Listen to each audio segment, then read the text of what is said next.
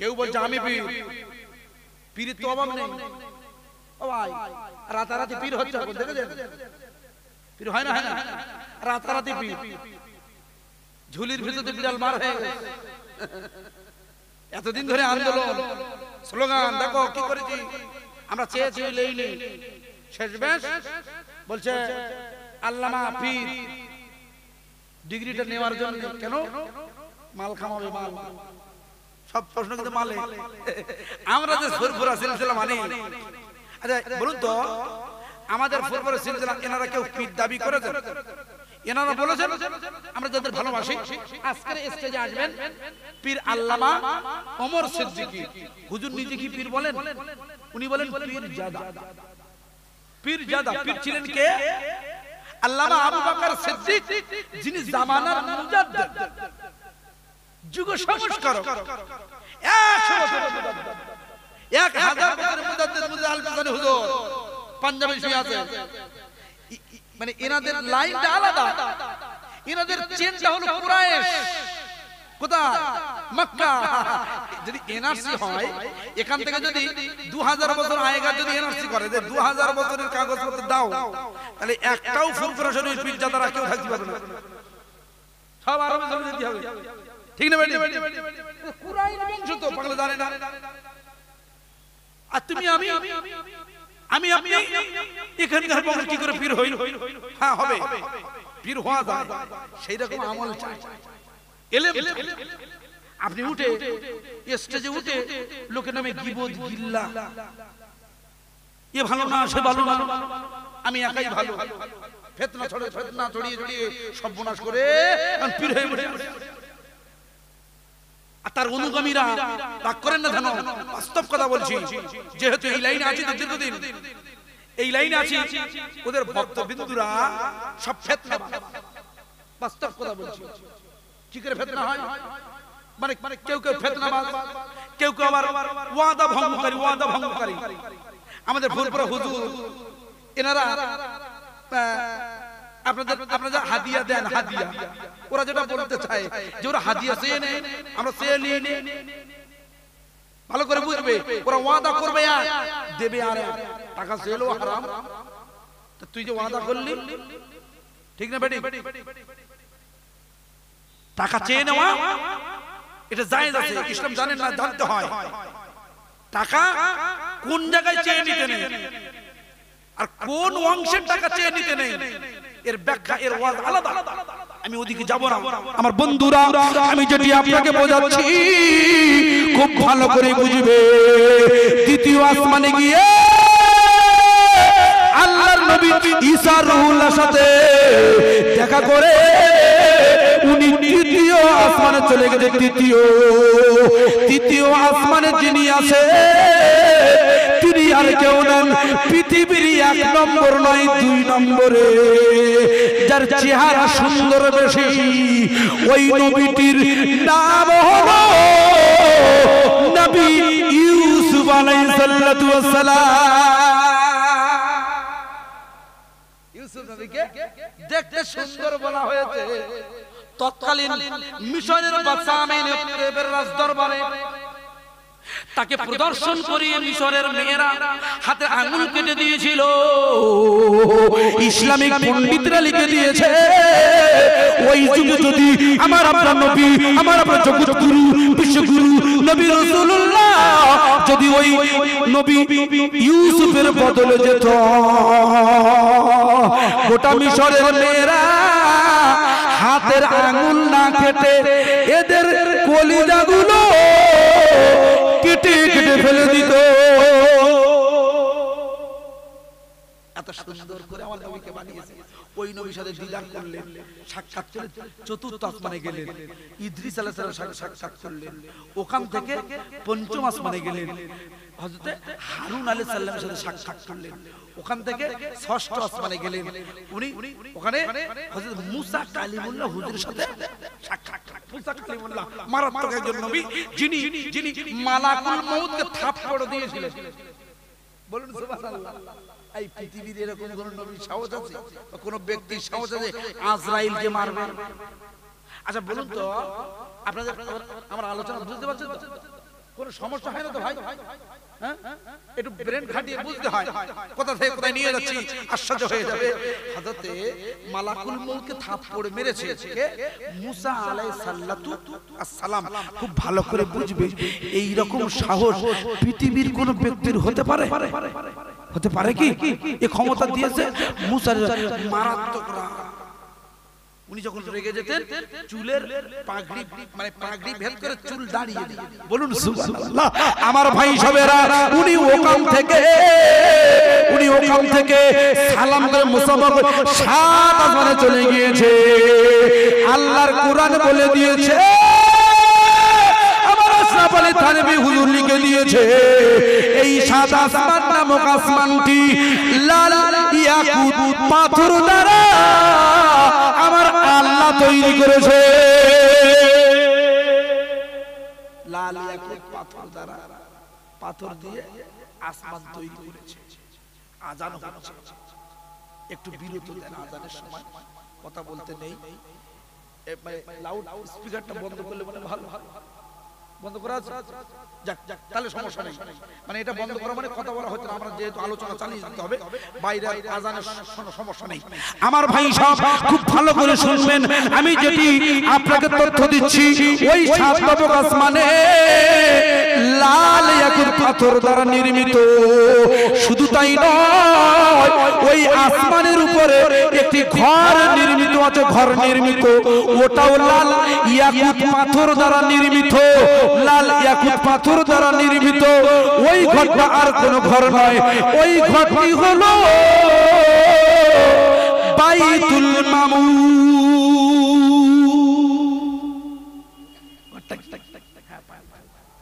ওই ঘরটা লাল ইয়াকুত পাথর দ্বারা বাইতুল মামুর। আমরা যে কাবার দিকে মুতাওয়াজ্জিহ ইলা জিহাতিল করি, ওই রকম কাবা ফারিস্তাদের আছে, সেটি হলো বাইতুল মামুর। কাবা কাবা কাবা কাবা কালো খানায় কাবা, ওনাদের কাবা হলো লাল কাবা। বলুন সুবহানাল্লাহ। এই কাবার কাছে এক ব্যক্তি নুরানি চেহারা নিয়ে হেলান দিয়ে বসে আছে। হেলান দিয়ে বসে আল্লাহর জিকিরে মশগুল আছে। শুধু তাই নয়, সাত নবক আসমানে, ওই আসমানের উপরে ছোট ছোট ছোট ছোট ছোট ছোট ছোট ছোট ছোট ছোট বাচ্চারা ফুলের মতো দেখতে, প্রজাপতির মতো সুন্দর ওই আসমানের উপরে ঘোরাফেরা করছে। ঘোরাঘুরি করতে করতে করতে করতে করতে করতে একটা পর্যায়ে তারা ওই ব্যক্তি নূরানি ব্যক্তিটি যিনি ওই বাইতুল মামুরকে হেলান দিয়ে বসে আছে, ওই ব্যক্তির কখনো ঘাড়ে উঠছে, কখনো মাথায় উঠে বসে আছে, আবার কেউ তার দাড়ি মুবারক ধরে টান দিচ্ছে।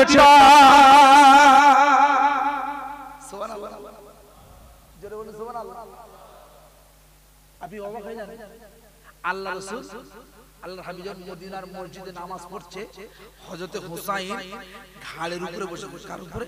ঘাড়ের উপরে। কার? রাসূলের ঘাড় মুবারক। হুজুরের কান মুবারক ধরে গাড়ি গাড়ি খেলা করেছিল না করেনি? রাসূল কিছু বলেছেন? হ্যাঁ বলেন, কেন বলেননি? আদরের নাতি ইসলামের শিক্ষা দেয়। আর আপনাদের মসজিদে, আমাদের মসজিদে বাচ্চারা জুমার দিনে গেলে এই বেরিয়ে যা মসজিদ থেকে, বেরিয়ে খবরদার, সাবধান হয়ে যাবে আমার বন্ধুরা। ওই বাচ্চাগুলো আর কেউ নাই। আল্লাহর নবী জিজ্ঞাসা করছে, ও জিবরিল আমিন ওরফে রুহুল আমিন, আমি আপনাকে জিজ্ঞাসা করছি, আপনি বলুন তো, এই যে ব্যক্তি হেলান দিয়ে দাঁড়িয়ে আছে, বসে আছে, এই ব্যক্তিটাকে? বলছে হুজুর, ইয়া রাসূলুল্লাহ, ইয়া নবী আল্লাহ, হুজুর আপনি জানেন না, ইনি কিন্তু একজন মারাত্মক ব্যক্তি, ইনি একজন মারাত্মক ব্যক্তি। বলে মারাত্মক মানে আপনি জানেন না, এই ব্যক্তি হলো নবী ইব্রাহিম, যেনাকে জাতির পিতা বলা হয়েছে। নামাজের ভিতরে আমরা যাকে পড়ি, কামা সাল্লাইতা আলা ইব্রাহিম, দরুদ ইব্রাহিম না পড়লে নামাজ হয় না। এই নবী ইব্রাহিম আছেন বাইতুল মামুরে হেলাম দিয়ে। বাচ্চাগুলো রাসূল জিজ্ঞাসা করছে এরা হলো সেই বাচ্চা যে বাচ্চারা নাবালেগ অবস্থায় ইন্তেকাল হয়ে গেছে, চলে গেছে। আমরা চিন্তা করছি আহ আমার বাচ্চাটা কবরে চলে গেল, কি যন্ত্রণা, তাকে কে দেখবে, কে তার দুধ পান করাবে, সে কি খাবে, চিন্তায় মজদুর। এই জন্য আল্লাহর নবী বলছে আরে তোর চিন্তা করো না, আমার আল্লাহ বলেছে নাবালেগ সন্তানেরা যখন ওরা মারা যায় এই ছোট ছোট শিশুগুলো সরাসরি জান্নাতের পাখি হয়ে উড়ে উড়ে বেড়ায়। কেন কাঁদো? সন্তান মরে গেছে, আপনার কাপড় ঠিক নেই, উঠোনে গোড়াগড়ি দিচ্ছেন, করে না জোরে জোরে কান্না। শরীয়ত বলেছেন এটা হলো নিষেধ, এটা শরীয়ত দিচ্ছে মানা, হবে না, এই কান্না হয় না। রাসূল বলছেন যদি কোনো ব্যক্তি মারা যায় ওই ব্যক্তির সামনে প্রথমেই বলবি ইন্না লিল্লাহি ওয়া ইন্না ইলাইহি রাজিউন। মৃত্যু সংবাদ শুনলে বিপদে পড়লে এই দোয়া পড়বে।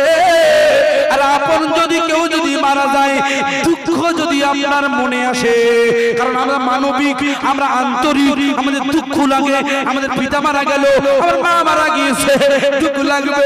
মা এত কষ্ট করে লালন পালন করেছে, শীতের বেলা নিজে ঠান্ডা শীতে শুয়ে আমাকে গরমে শুয়ে মানুষ করেছে, সুতরাং মা মারা গেলে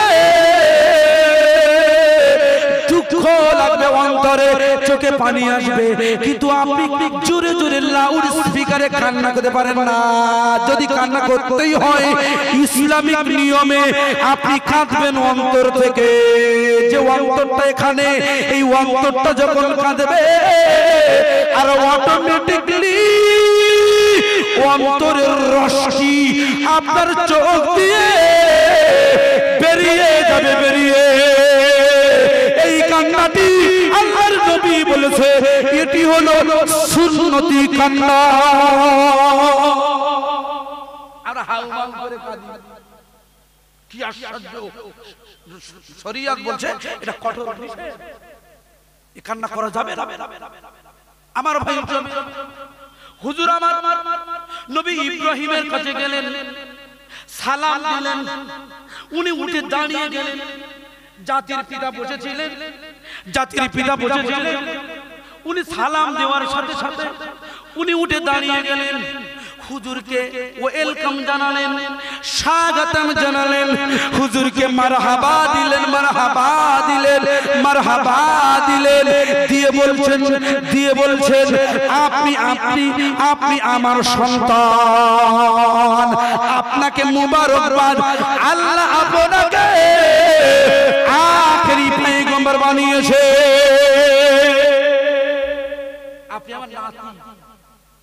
মুহাম্মদ সাল্লাল্লাহু ইব্রাহিম নবীর কে নাতি, হুজুরের পিতামহ হলো নবী ইব্রাহিম আলাইহিস সালাম। খানায় খাবার তৈরি করেছে কে? নবী ইব্রাহিম। কুরআন বলছে ওয়া ইয ইয়ারফাউ ইব্রাহিমুল কওয়াইদা মিনাল বাইত ওয়া ইসমাঈল, ইব্রাহিম আর ইসমাঈল দুই বাপ বেটা খানায় খাবার তৈরি করেছে।